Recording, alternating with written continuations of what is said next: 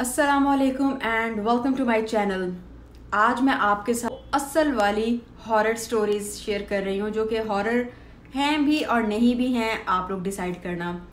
मैं क्योंकि बेसिकली खुद को बहुत स्ट्रॉन्ग समझती हूँ, तो जब मैंने ये सब देखा या मैंने जब ये सब सुना तो मुझे थोड़ा देर के लिए डर लगा, इतना ज़्यादा नहीं।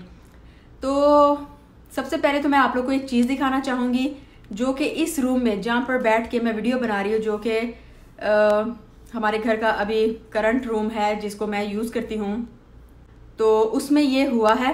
और पहले आप वो देख लें, उसके बाद फिर मैं आगे आपको स्टोरी सुनाती हूँ कि जिस रात ये सब कुछ हुआ उसी रात यहाँ पर जो मेरा भाई सो रहा था उसके साथ क्या हुआ। अस्सलामुअलैकुम।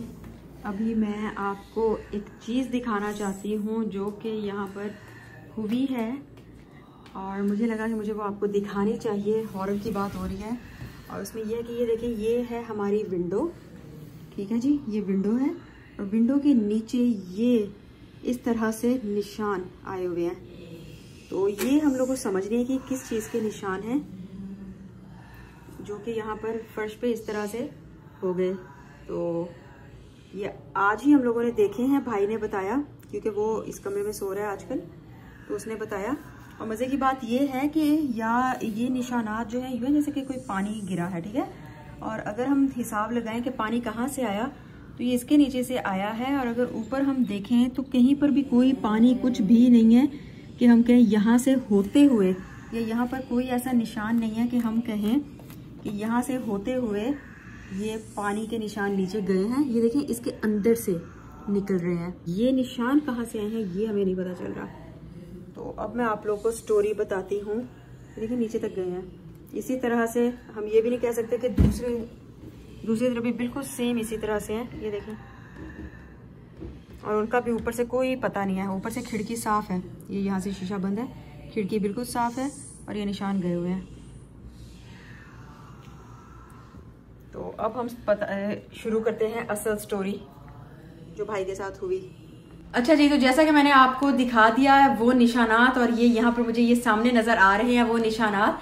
तो हुआ ये कि कल रात को ही हम लोग बैठे हुए थे और भाई ने बात की, अनस ने, छोटा भाई है मेरा, उसने बात की, कहता कि ना इस तरह से निशान पड़े हैं मेरे रूम में और मुझे समझ नहीं आ रही कि वो किस तरह से पड़े हैं।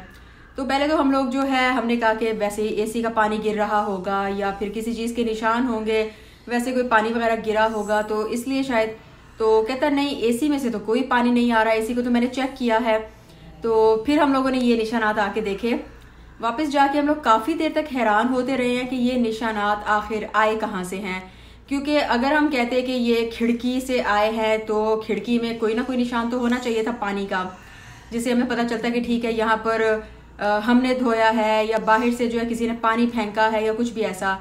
बाय द वे हम रहते हैं फर्स्ट फ्लोर पे, ठीक है, नीचे ग्राउंड फ्लोर है, ऊपर हम रहते हैं, तो इसलिए ऐसा भी नहीं है कि बाहर से किसी ने पानी फेंका हो।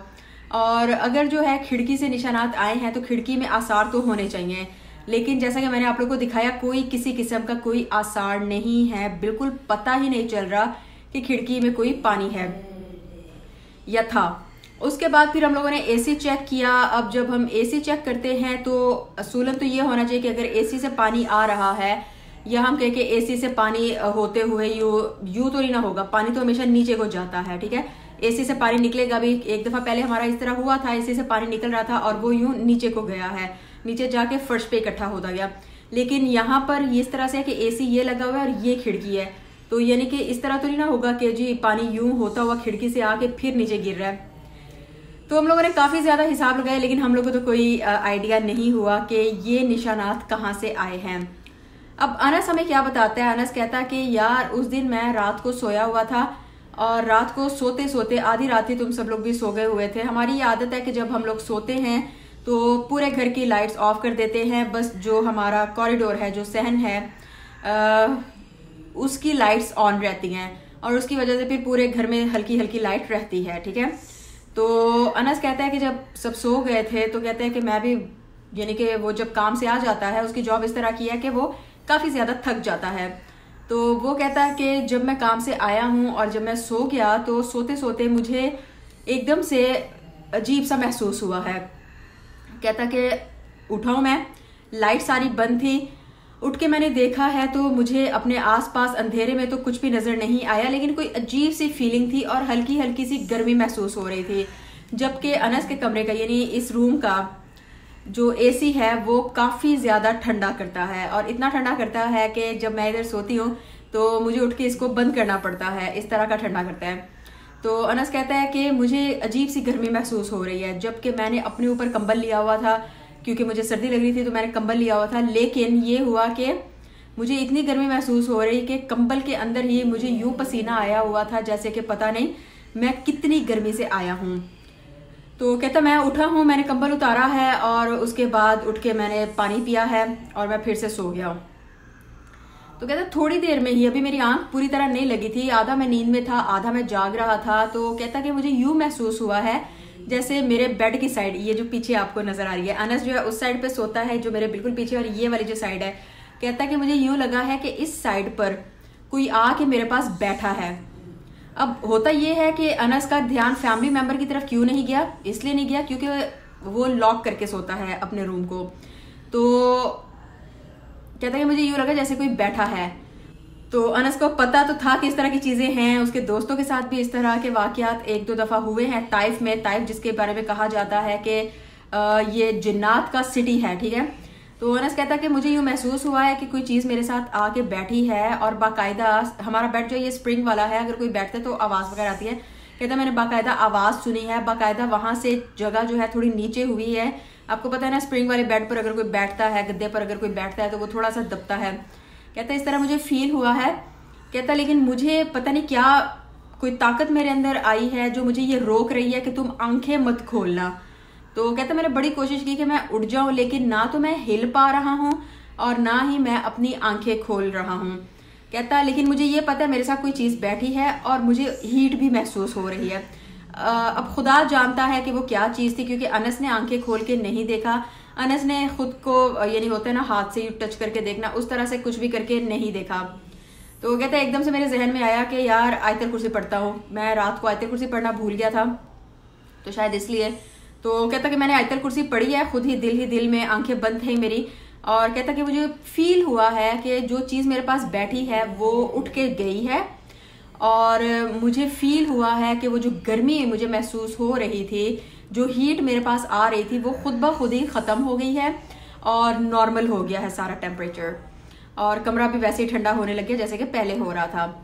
तो जब उसने हमें ये वाकया बताया तो हम लोगों की अजीब ही हालत थी, क्योंकि हम लोग को ये समझ नहीं आ रही थी कि यार क्या ऐसा क्या हो सकता है। क्यों? क्योंकि हमारे घर में रोज ही जो मेरे भाई की वाइफ हैं, जो हमारी भाभी हैं, उनकी आदत है कि वो रोज ही घर में कुरान पाक चलाती हैं, सुबह सुबह सूरह बकरा चलाती हैं। उसके अलावा भी सारा दिन हमारे घर में तिलावत वगैरह चल रही होती है, सूरह रहमान वगैरह चल रही होती है।